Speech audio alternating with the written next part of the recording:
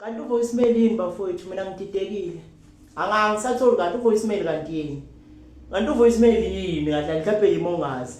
Mangabe kuukuthi iqala sazoposta izinto ezikanjena. Lento lena phela akeke akubuze ibheke kuZani post le. Ibheke kuZani ngayaphi uyephi.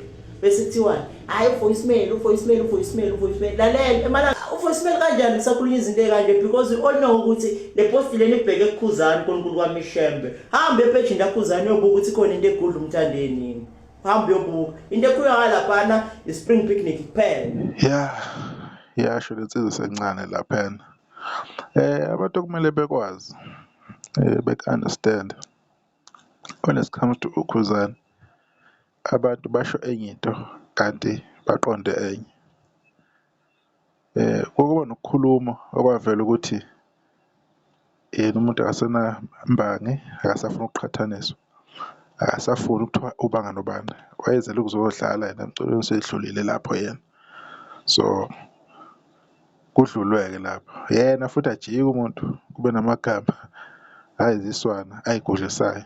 I-stress lesi lesibonayo, ukukhathazeka, ukubona i-trend umuntu imshalazela. Kunzima ukushalazelwa i-trend, kunzima ngampela.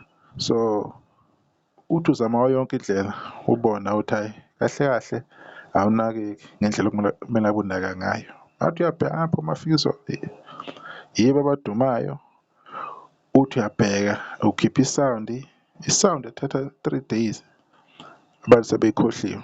Ukhipha i-dance, abantu i-dance bayikhohlwa nayo. So ukukhuluma vele komuntu into yakhe. Maningi vele amagama ayohlala ebheka kukhuzana noma engasasho lutho noma eyithulela. Njengamanje ukhuzana ubhizi nezinto ey'ningi, ubhizi nento yakwa-Jayco kuba i-ambassador, ubhizi ngumcimbi omkhulu ozolandela in a month from now. Kunomcimbi omkhulu wenza ama-announcement, wenza ama-media briefing, kade enza i-top 15 nje ukuthi ubani abakamaskandi. Njengamanje-ke ubhizi nabantu abazoba ingxenye yomcimbi, abanye bakwamanye ama-genre ngapha kukhulunywa ngaye kuma-newspaper, ngapha uhamba ama-interview. So vele ayikho into ethi ukhuzana uma enza into ethi ufocusile kungabi into ezithiyo ezama ukumphazamisa, ezama ukuqhalisa i-trend kuye.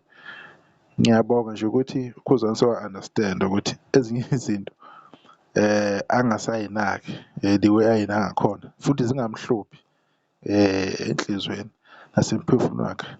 Aqhubeke nje enze into afuna ukuyenza, aphile indlela aphila ngayo, ahambele ama-gig lapho aqashwe khona njengoba kuzobe kunalento ukuthi u-advertise umcimbi lapho azoya khona kulezo ndawo lezo, kuma-activation ilokho nje kuphela. December 15 udwendwe ezobe ezoshaya kuhle. Izona zinto okumele afocuse kuzo. Umuntu wathi akasenayo i-competition naye akahlale lapho. If eshalazelwa i-trend lowo muntu loyo, inkinga yakhe lowo muntu loyo akusilo icala kukhuzana. Angithi bona banengoma banama-numbers ayabavuma. So i-trend-ke why-ke bashalazela okwabo-ke lokho izinto esiy'jwayele kodwa esingenandaba nazo. Sithanda nje ukuthi simbone ukhuzana e-focused enza into ayizele ukuzocula ashaya ingoma njengoba iwumhleli wemicimbi eyingxenye abantu abenza igcwalisa Spring Picnic all white. Aqhubeke nje afocuse kulokho, ilokho abalandeli bakhe abafuna ukumbona ekwenza. Ukungena ey'nto ezokuphikisana into engasamsebenzele ukhuzana and futhi engeke isamusa ndawo. Ukushaya ingoma nje akhombise ukuthi ubunkunzi bakhe bungakanani. Injalo nje indaba. Bayibonile abantu i-post nethi nje siya-understand-a thina ukuthi ezinye izinto zisukaphi ibhekephi, kodwa-ke umcimbi uyeza. Bengakhohlwa abantu umcimbi uyeza, bethenga amathikithi abantu bebe prepared ubumnandi kuhle kudayi laphayana. Azobe khona amaciko kamaskandi ewu-15, asazi noma asazo-add-wa abewu-20. Cela futhi nabakhethiwe nabakhona kube yibo vele abantu enibavotele bathokozele. Ongekho ngoba amavoti engamvumanga, angeke sisho lutho. Abanye ogcina ngokugudla ama-post, i-trend iyohlala ibashalazela.